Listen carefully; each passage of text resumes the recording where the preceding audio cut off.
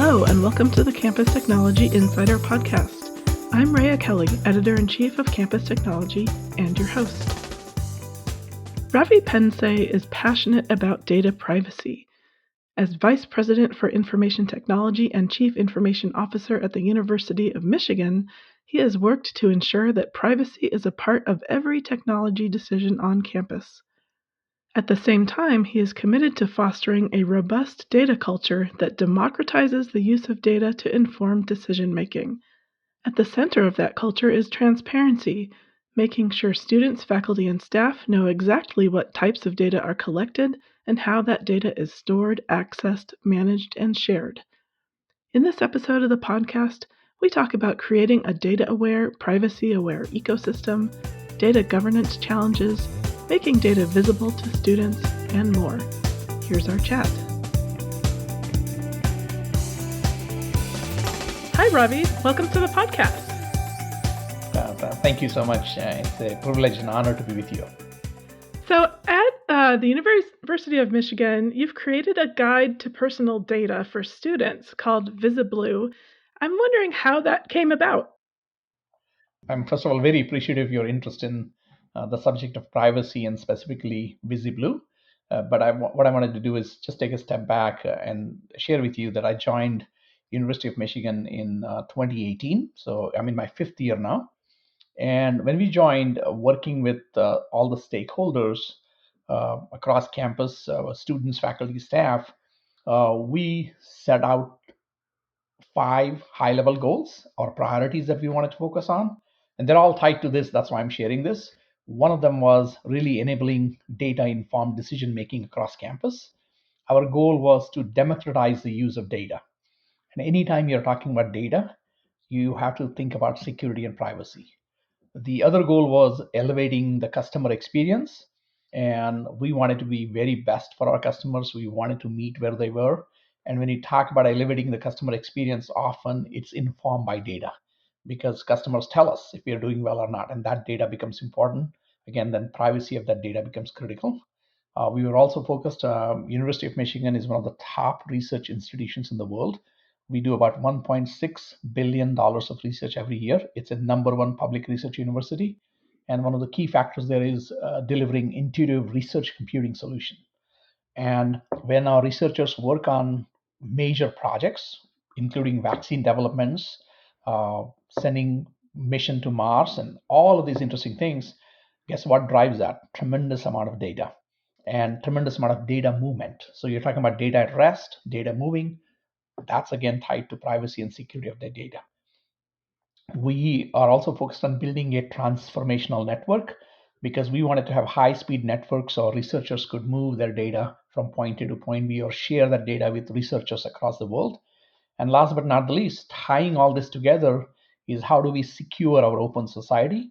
And when we talk about security, there we are tying again security and privacy. So as we thought about all of these 5 top goals, an important thread throughout is the privacy, respect for privacy, privacy of our data, transparency of our data, governance around that data, how that data is stored, accessed, managed, and shared. And the concept behind VisiBlue actually started as an ITS internship project driven by students. Our students were interested in trying to design a site that would provide them feedback on what data we collect on students, we meaning the University of Michigan. And so we created VisiBlue, but the initiative came from students.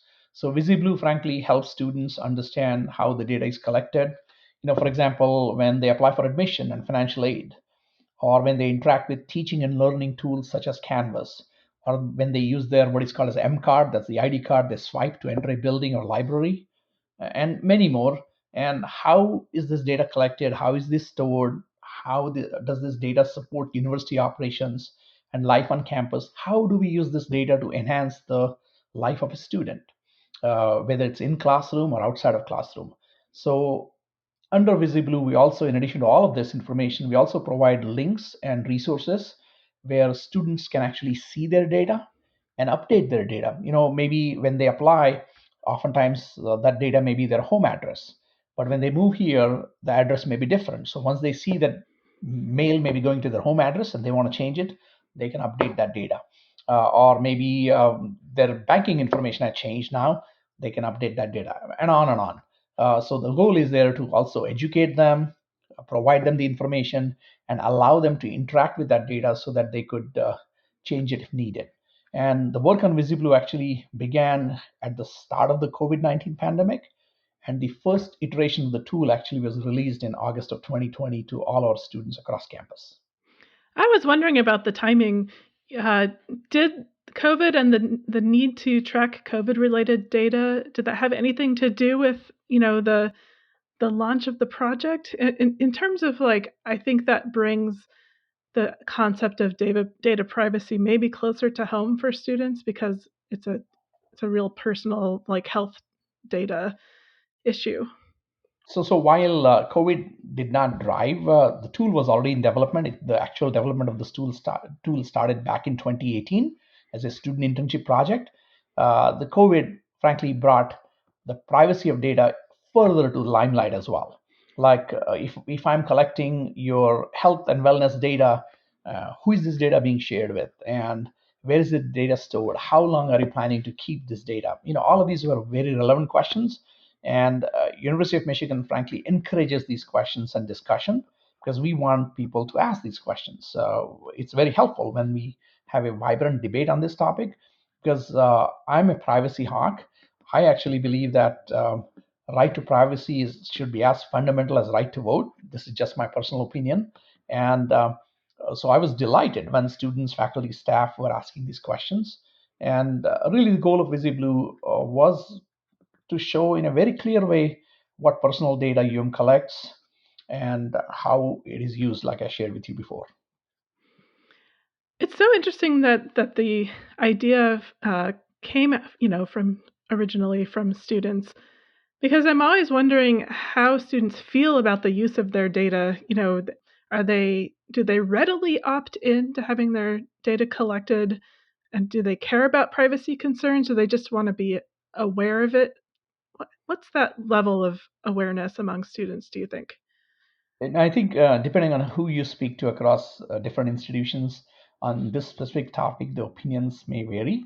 But in my case, and based on my experience with the University of Michigan students, I found our students to be extremely savvy and very privacy conscious and aware when it comes to use of their data. They certainly trust an academic institution much more readily than, say, a Facebook of the world in terms of data trust and so on. But they do care about how their data is used and who has access to it. I know there was an EDUCAUSE survey done in 2020. It was a report called Student Technology Report that did show similarly that students generally place trust in academic institutions far more readily than say some of the private organizations. But frankly, that puts responsibility on us to ensure that we respect their trust and provide the kind of transparency they absolutely deserve. And frankly, a tool like VisiBlue also helps raise that awareness about privacy and sets an example for what they can look for when they leave our campus and enter workforce or become policy advocates in Washington, D.C. or beyond, because we want our lawmakers and others to really understand our ecosystem of data, the dependencies that data have, the consequences that connecting a bunch of data sets can result in, and be really aware of it. And we feel that the VisiBlue is a tool that does that. I often have students, question us in terms of, who has access to certain data, why is that data collected in the first place, and we welcome all of those questions. For example, I'll give you one situation where early in my tenure, some students wanted to know when they would send a copy to print to a network printer, say in another location, remote printing. They wanted to know after they pick up their printout how long the data stays in the printer.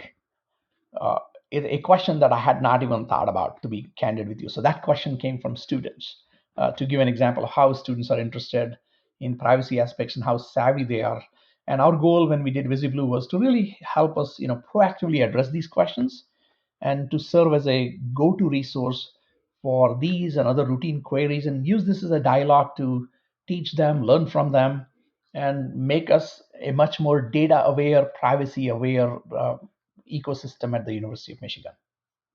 I also wonder, if students inherently trust the university to take good care of their data, are they aware of kind of the technologies and like education technology? I mean, it's kind of like the institution is intertwined with third parties that will also be able to access data in some ways.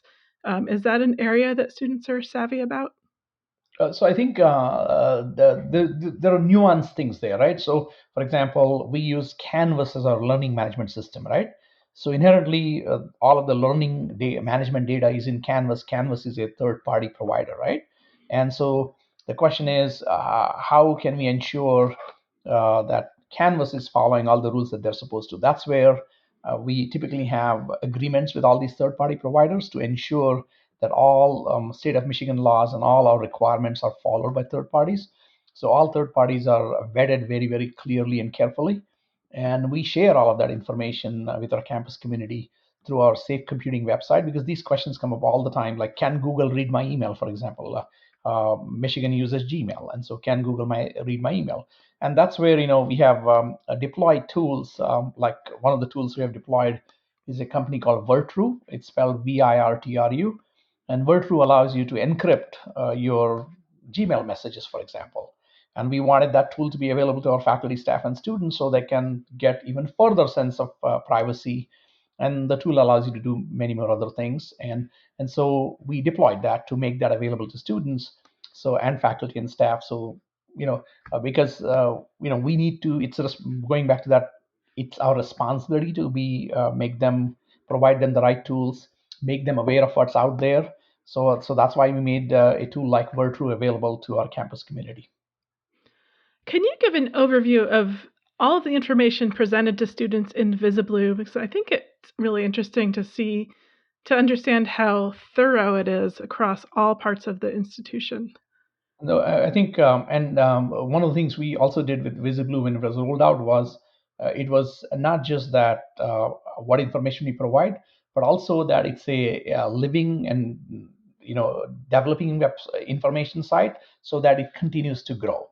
So as I shared with you, we did that to make sure first the information is presented in a very clear way. So we take input from students saying, is this clear? Are there areas that you would like to change? Quick focus group work that we do with students. And then, for example, when they apply, there is admission data. That information is available to them. There is financial aid data that's available. When they swipe into buildings, that information is available.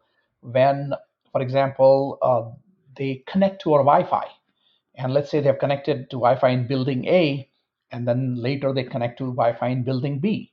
So we know that they moved from building A to building B. Not that we're tracking them, but that information is available. So all of the Wi-Fi data throughout the day as they move around and connect to Wi-Fi, that is also available to them. And these are just some examples. So really the data encompasses admissions, academics, financial aid, finances, Wi-Fi location, video conferencing. How many Zoom video calls did you join today? Was it for a class? All of that information is also available. And what we try to do is each time our goal is to incrementally add new information and then share those results back with students. And we continue to do small focus groups.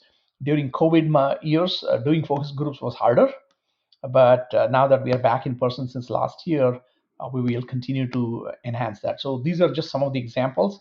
Along the way, it also has places for them to update their data if they feel something is wrong or something is not right. There are places and links available for more education in terms of data literacy. So those links are also available. And then as we get feedback, we continue to enhance this type of tool, because one thing important to know is it's not about you roll out the tool and celebrate and stop. It's a growing, developing, evolving tool, and we want it to be as useful as possible for our student community. One of the things I was impressed with is how much detail that VisiBlue goes into about what types of data are collected, but then also exactly how that data is used. And it just makes it look like there's a ton of data-driven decision making going on across, UM. So I'm wondering what it took on the back end in terms of things like data governance and infrastructure to really make the most of all that data that you're collecting?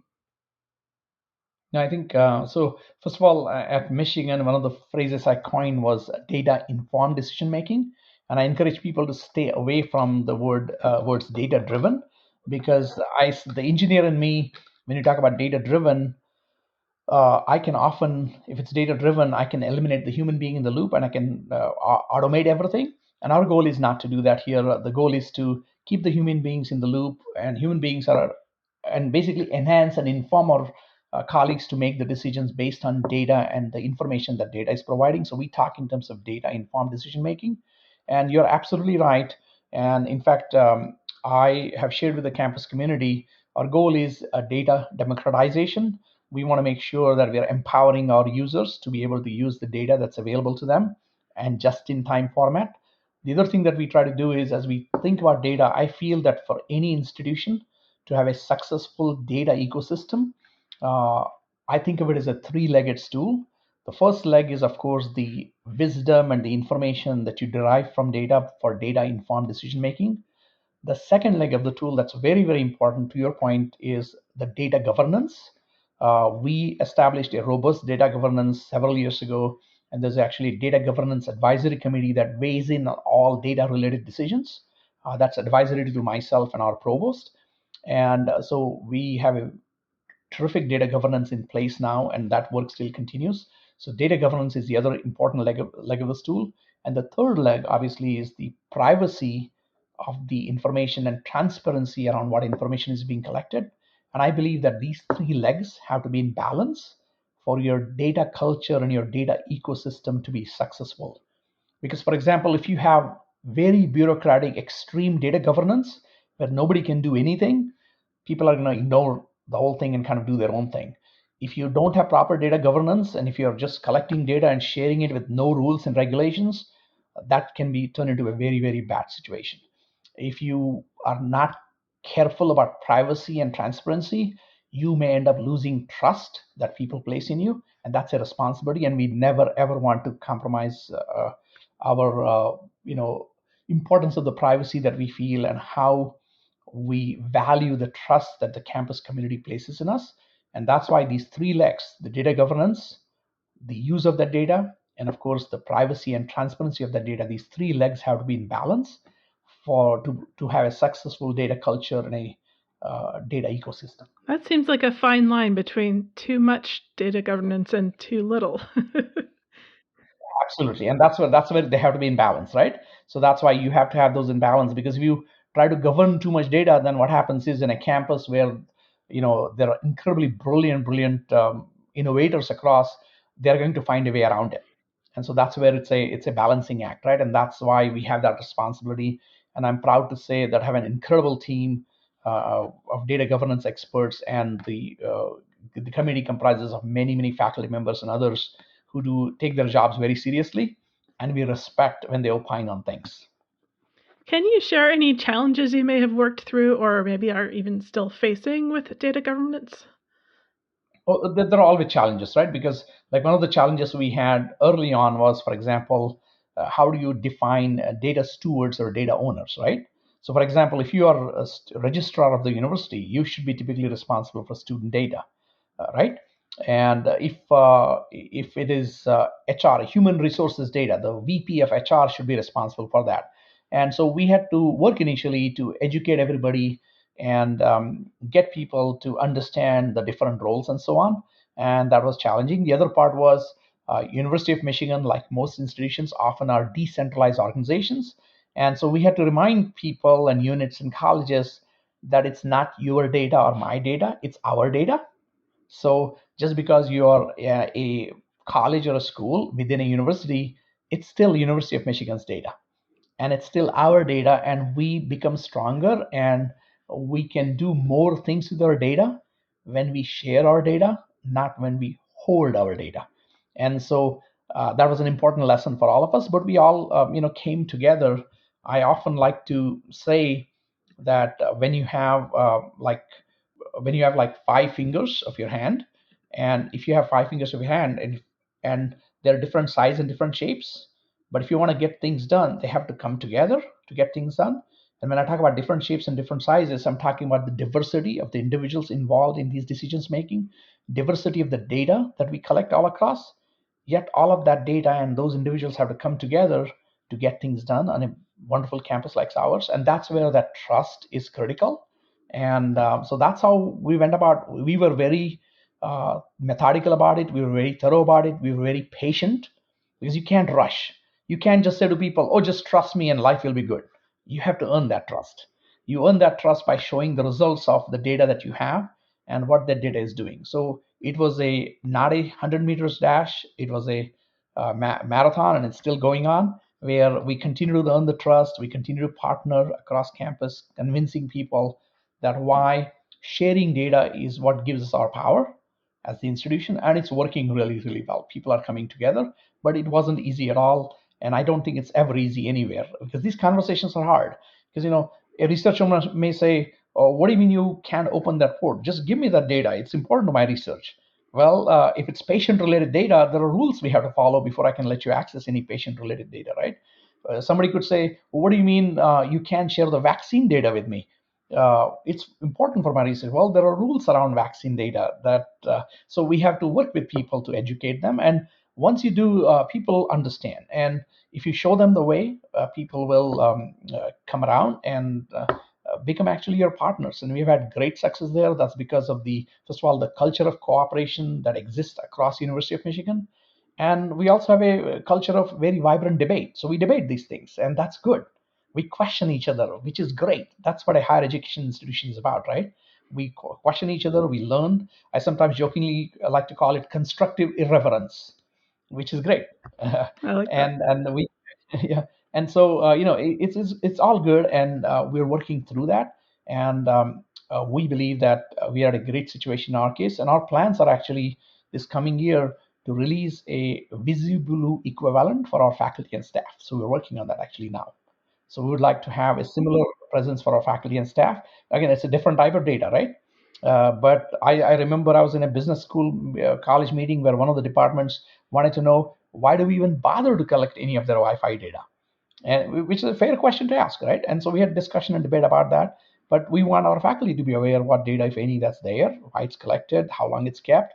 I'll give you an example. Initially, when COVID started and we were collecting COVID symptomatic data, where people had to report in symptoms, if any, we had at the get-go told campus, based on advice from our medical expert, that that data was going to be kept indefinitely. And the reason for that was our medical professionals were convinced, and they were right, that COVID was not a 1 year thing. They felt it's going to be a multi-year thing, and having data from 2 years ago in fall will inform us of how we are doing this fall, comparing that data, right? If there is a cluster happening in place A, was there a cluster in place say 2 years ago? Having that comparative data was going to be very, very useful. And so it really, I credit foresight of our physicians and doctors where they said, no, no, no, we want you to keep this data. So we were very explicit to the campus, letting them know that anonymized, not named, but anonymized data is going to be kept indefinitely, and we will keep the campus informed. So that's called managing expectation, being very clear and transparent about it. When you find people need to be educated about some kind of use of data, is that something that you do sort of just at the moment, or do you have any sort of formal communications or trainings going on? So, I mean, obviously, we don't explicitly have training, say, in data privacy, but overall, we are working hard to create a culture of data and data awareness across campus, right? And tied to that is, of course, the privacy and security of the data. So, for example, if you're somebody who is responsible for handling HIPAA data, then you are required to go through a certain amount of training that you do. There are others who may be dealing with sensitive student data or what's called as FERPA data. Then everyone who deals with FERPA data has to go through certain training that's required. So there are all these things. But in addition, then periodically we will have interesting speakers who come to our campus and engage with us and talk to us about it. Uh, for example, in on September 28th of this year, in few weeks, we have Henry Thomas Els. He's a former president of Estonia. He's coming virtually. to talk about overall digital transformation and the privacy of that data. If you recall, Estonia is a country that was attacked via cyber multiple times by allegedly by folks from Russia, and it's one of the most advanced, digitally advanced country. So we're going to have conversation. Now, obviously, that will be participating. That would be many colleagues from across the campus, faculty, staff, and students, and we'll all learn together. It'll all be richer. We also take advantage of both Cybersecurity Month in October and Data Privacy Month, day and month in January, to have multiple events and speakers across campus where we are focused on data privacy or focused on data security and having these conversations and dialogue, and that enriches everyone. So to change gears slightly, I'm also interested, how does UM's commitment to data privacy and transparency impact the technology decisions that you're making, let's say when you're procuring or deploying new technologies? I think a great question there. Both data privacy and transparency is critical factor in how we make our decisions about the services we provide. So when we do procure new technologies, as I shared with you, we do a very thorough vendor assessments that help us ensure that service providers that we are doing business with have the capabilities and resources and commitment to frankly keep data secure and respect the privacy of our constituents. That's why I gave you example of Gmail before. And then, if a potential vendor, let's just say, does not meet our security or data protection standards, we actually don't do business with them. We are very explicit about that. Tied to that, I might also mention while we're doing this kind of evaluation, we also do evaluation of accessibility of the technology tools. And if we feel that if a technology tool is not accessible, or if accessibility is not on the roadmap for that vendor, we will not do business with them either. So we're very thorough about these things because we take privacy of the information very, you know, we're just very committed to it. And we also seek out tools, as I shared with you before, to help our faculty, staff, and students be frankly more secure and privacy aware in their everyday activities. I think I shared with you before. One example was the tool WordTrue, which we made available to the entire community back in fall of 2020, and that came in very handy. Frankly, during COVID times, people were concerned, people were working from homes, so having an encryption tool for those who wanted to use it was terrific. We also added another tool from a company called CrowdStrike that frankly enhanced privacy and added more enhanced security, I should say, and added additional tools that our campus community could use to keep themselves secure when we were working remotely. So things like that, we're always open to looking at tools and making those available to our campus community that enhances security, that provides the right kind of privacy, is frankly user friendly is another thing we look at, and on and on. If something's not user friendly, that people just aren't going to use it, right? Bingo, because iPhone changed our perspective completely, right? Now we expect information at our fingertips. We expect you push a button and things happen. And frankly, it has consumerized. I've jokingly always say that ever since iPhone came, every human being became an IT expert, and they exactly know what needs to happen. And so we, as IT colleagues, we have to step up and deliver, and that's the expectation. So we have to work very hard and really meet our users where they are. Back in the old days, you could say, "Oh, hey, I'm IT shop here. Come over." No, now you have to be where users are, and we take. And that's why, if you notice, one of our high-level goals was service excellence in terms of providing the right kind of services to our user in the most user-centric way. So if I'm talking to a researcher, then it needs to be researcher-centric. If I'm talking about a student, it needs to be student-centric. We need to meet where students are, and so that's where we have to do that. There's no, and that's the right thing to do, frankly. Do you ever run into times when faculty or students want to use a particular tool for learning or like collaboration or et cetera, but it doesn't live up to UM's privacy policies? Literally every other day. Because when you have 19 schools and colleges, 46,000 students, 9,000 plus faculty members, budget of $11 billion and counting, people are innovative. People are always pushing the envelope of the next great thing that they want to develop. Many technologies that internet uses today were developed at University of Michigan, And so we absolutely don't want to stifle that innovation, but we also want to keep us secure. And that's why our security paradigm is about securing our open society. So how do we continue to provide the openness while securing our society? That's what we talk about. And there it's always a challenge. And so we work with faculty members. What we have done is we never say in our vocabulary, no, you can't do that. We always say, well, let's work together to figure out a way that you can do this securely, because we do not want to stifle innovation. Because if we try to do that, people will simply bypass you, they'll ignore you.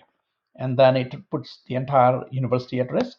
So our goal is to work with you, if you're the researcher, to work with you to say, how can we work with you to ensure you get to where you need to go? At the same time, we want to keep our campus secure. So that does require us to be constantly engaged with the campus community, uh, work with them, provide them the tools, provide them an environment where they can try their experiment without exposing the entire university. So we routinely work with our faculty colleagues, graduate students, undergraduate students, to create environments, and that's work in progress, because innovation has no boundaries; it occurs everywhere, and we want to be there to support it. Do you have any final advice for institutions on basically how to balance, all of these things, data governance, privacy, transparency, and also being able to use data to inform decision making? No, I think the example I shared about the three-legged stool comes in very, very handy. It's about that balance. It's about creating that data culture. It's about building trust with the community. And if one can do that, then the overall aspects of privacy and data use and data informed decision making all can come together really, really well for the benefit of the campus. And one great thing about University of Michigan is we are very happy to share how we have done these things. So if anybody wants additional information or wants help of our staff colleagues, we are very open to supporting any and every educational institution that's out there. We are happy to help. That's great. Well, thank you so much for coming on. No, I appreciate the time, and it's an honor to represent this wonderful institution. And really, the credit for all of this goes to my incredible staff colleagues, our really, really brilliant students who inspire us every day, and our faculty members who are just out of this world. Amazing colleagues. Thank you for joining us. I'm Rhea Kelly, and this was the Campus Technology Insider Podcast. You can find us on all the major podcast platforms or visit us online at campustechnology.com/podcast. Let us know what you think of this episode and what you'd like to hear in the future. Until next time.